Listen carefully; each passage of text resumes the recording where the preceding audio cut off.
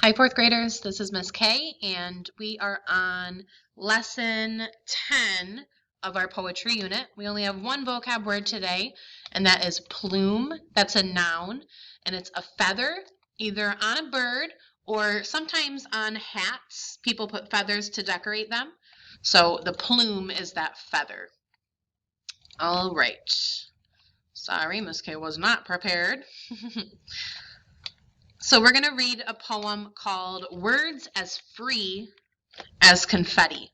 And as you can see, that right there is a simile because it's using the word as to compare words and confetti. So as I am reading this poem, I want you to think about what is confetti and where is it used. So the word confetti, if you don't know what it means, you can look it up in the dictionary.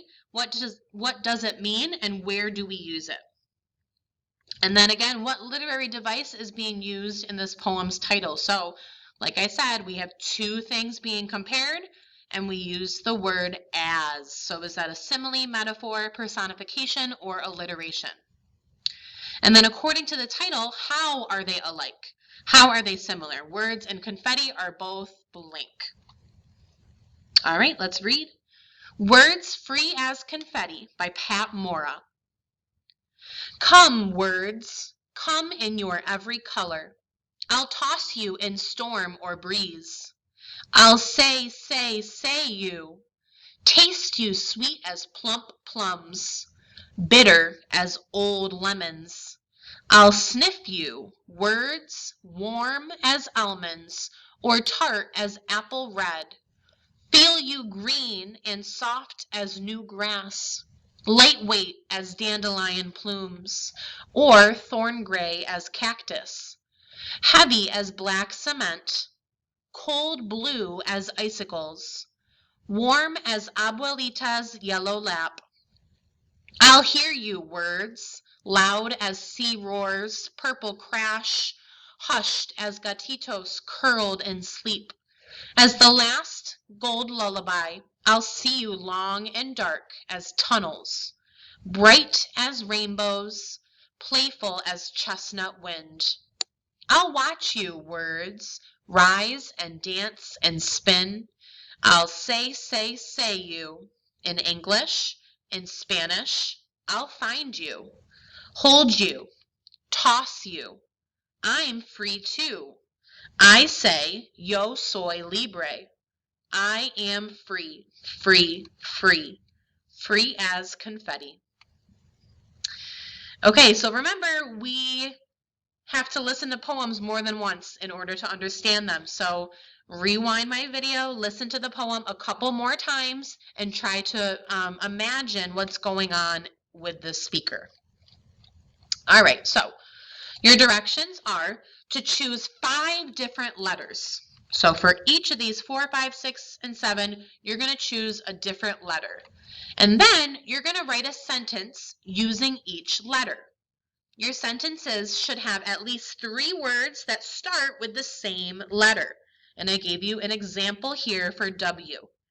So Wally watches walruses. They're all the same letter. So this is an example of alliteration. We're repeating the same letter over and over. So for each one of these, first pick a subject. So who is your action? What are they doing? So the subject, the action, and then another subject. So Wally, what is Wally doing? He is watching. What is he watching? Walruses. So for each of these, you're going to pick a letter and give me a 3-word sentence that uses the same letter each time. Excuse me. Okay. So this is your skills lesson today. That is it for your reading. So for skills, we're going to talk about similes. It says, for each simile, choose the sense it uses and explain how it applies to words. So here's an example. Sweet as plump plums. We said that this is taste because sweet is something that you're tasting. So the sense we're using is taste. Now, how does it apply to words? Well, words can be sweet or pleasant to your mouth. They can be fun to say. So words can be sweet because they can be fun to say. They can sound sweet when we say them. So you're going to do the same thing for bitter as old lemons. So think about that. Bitter as old lemons. Is that something you're tasting, touching, smelling, hearing, or seeing? And then how does it relate to words? So how can words be bitter as old lemons? Use this example to help you. Okay? Same thing as warm as almonds. Green and soft as new grass. Cold blue as icicles, and then bright as rainbows. So for each one, tell me what sense is being used and tell me how it relates to words. All right, so the second part of your skills today is a little bit of writing. So it says, now it's your turn to write using all 5 senses and alliteration. In this activity, you will follow Maura's example and write a poem about something that is extremely important to you. Follow the instructions below to plan, organize, and draft your poem. So this poem we just read, the poet Maura, she wrote about words because words are special to her. She thinks that they're very important and they mean a lot to her. So you guys need to think about something in your life that you find very important. It could be an animal, it could be a person, it could be an object, it could be a hobby. So think of something that you own or something that you love, and you're going to write it in this box right here. Now that you know what object you're going to write about, we're going to use our 5 senses to describe this object. So think of this object in your head and tell me, what does it feel like when you touch it? Is it bumpy? Is it soft? Is it smooth? Okay? What does it smell like? It could be a literal meaning of what it smells like, or you could do like what Maura did and use figurative language. Words don't really smell like, what was it? What did she say? So she said that they smelled warm. I'll sniff you. Words warm as almonds or tart as apple red.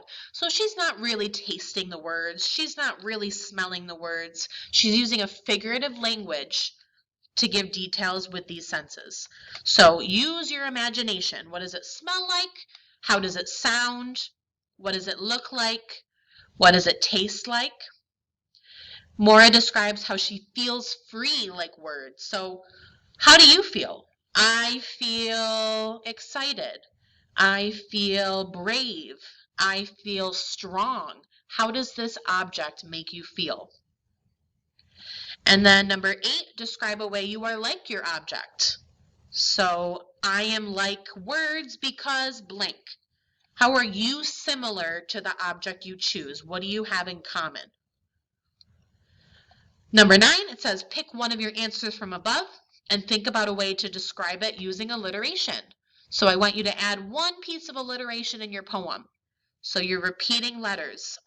So just like she did in hers, plump plums, that's some alliteration. What else? Free, free, free, that's repetition, but it also repeats the same letter.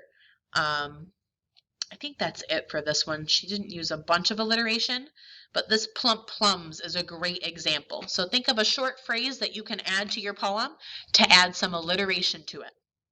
And then last, you're going to draft your poem in the space below. If you have any questions, if you need help writing your poem, please get on Zoom so that we can help you out. And I hope you have a great rest of your day. Bye, Adams.